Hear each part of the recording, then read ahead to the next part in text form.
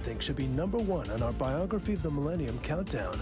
Log on to biography.com and tell us what you think.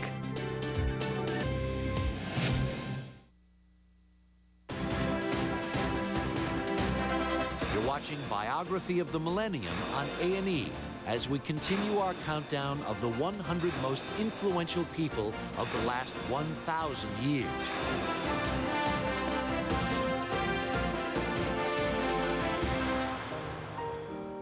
In the past century, life expectancy in much of the world has doubled. In large part, we can thank one man, Louis Pasteur. Few scientists were more celebrated than this French biochemist, and few have had a more lasting impact. Somebody like Pasteur, his contribution is incalculable. I mean, it is unquantifiable in numbers and genius, and certainly in the field of medicine, he's the man, as far as I'm concerned. In the 1850s, Pasteur made a breakthrough discovery. Life is a germ. His work with yeast, the microbes that ferment wine and beer, opened a universe of discovery. Investigating those tiny organisms led him to study other bacteria, the ones that soured beverages like milk. He found that heating liquid for a short time killed the germs, a process that to this day bears his name, pasteurization. Before Louis Pasteur, first of all, everybody thought that things happened by magic. You put certain things together and you got beer and you got bubbles and fermentation. Nobody understood that it was caused by bacteria. And so he took the mythology out of a lot of things that were part of everyday life and made it clear to people that there was a scientific explanation for this. Pasteur speculated that if bacteria could attack food and drink, why not living organisms like us? He had already lost 3 daughters to disease, and he was driven to find out why. Pasteur theorized that if he could isolate the bacteria that caused a disease and inject a patient with a weakened form, it would inoculate against attacks from the real thing.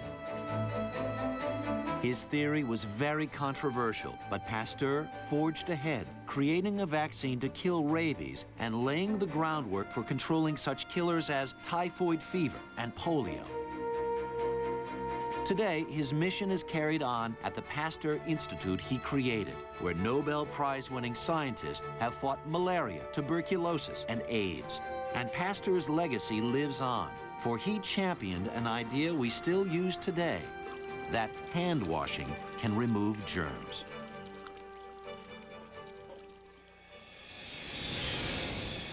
Sigmund Freud was a genius. You see, before Sigmund Freud, the question of talking about issues of sexuality was absolutely taboo. Number 12 on our list is the father of psychoanalysis, the man who quite literally changed the way we think about ourselves, Dr. Sigmund Freud. Freud saw himself as a detective of the mind, looking for clues in the unconscious. He developed what has often been called the talking cure, a method of encouraging patients to say whatever came to mind. He believed that dreams, random thoughts, even jokes could reveal the fears and fantasies that ripple through our lives. What he has given us is crucial. This genius of saying, don't take people just at their face value. Find out what their relationship was with their parents, with their siblings. Talk about jealousy. Talk about all of those emotions. In his case studies, Freud looked into the depths of the human psyche. What he found there time and again were primal drives like sex and aggression. Freud's view of women and inner space and outer space, and that your entire life is determined, frankly, by your womb or, or by your genitals, I find totally confounding. It's an idea that hit and changed the world and should definitely be on your list, whether I agree with it or not. Some days you go to therapy and think, oh, please, God, let this be true. I just hope this man knew what he was talking about and it's all fixable. Today, when we talk about ourselves, we use Freud's words: ego, libido, Oedipus complex. For even now, it is Freud's map that guides us through the most secret world of all, the complicated landscape of the human mind. If you were to read Freud now, you would look up and say, well, everybody knows this. But nobody knew it. Only he knew it. So what we have to say today is thank you, Sigmund Freud, for being a pioneer and for helping people like myself to gain that knowledge about sexuality.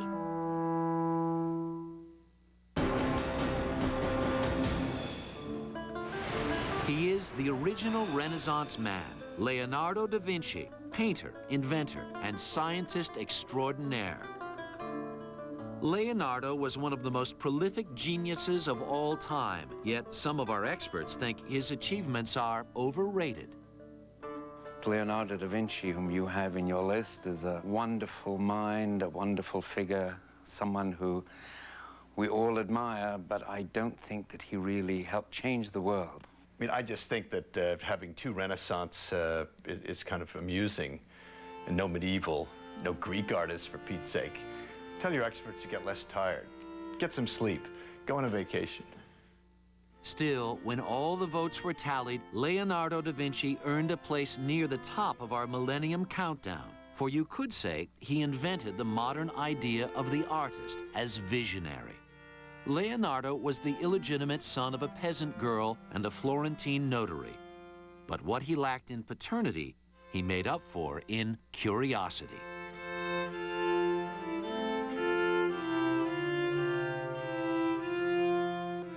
Although we think of him as a painter, there are surprisingly few finished paintings by Leonardo. Yet his works, including the extraordinary Last Supper and the Mona Lisa, would have a profound influence down through the ages. The Mona Lisa has a significance in history which may outweigh some of its merits as art. It is painted beautifully. I mean, it's an extraordinary picture. But there's no question that the Mona Lisa, for many people, represents art with a capital A. But Da Vinci's greatest contribution may have nothing to do with art, for as a scientist, he towered over his contemporaries. He was ahead of his time in engineering, anatomy, hydraulics, and aerodynamics, to name but a few. He had a keen eye for the way things work, the circulation of the blood, the effect of the moon on tides. He designed literally thousands of things, from submarines to airplanes. Most were never built in his time, but they still inspire us today. A great deal of what we have of Leonardo is ideas, sketches, notebooks, unbelievably clear insights and observations of nature, aerodynamics, hydrodynamics. He invented the first helicopter on paper but didn't make it. He sort of rethought the world. Centuries would pass before his ideas took wing, and it would take even longer for us to understand all the concepts in his notebooks. Today, Leonardo stands as an icon, a visionary peering across the years. Yet ironically, this man so famous for the precision of his observation was himself little observed, little known. Like his famous painting, he remains an enigma to this day. There stands Leonardo as the sort of quintessential definition of the genius, the man who could do everything and about whom there is a kind of mystery that is insolvable.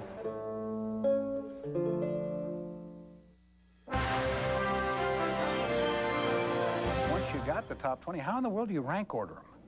I mean, how do you compare the person who discovers penicillin with the person who writes the Declaration of Independence?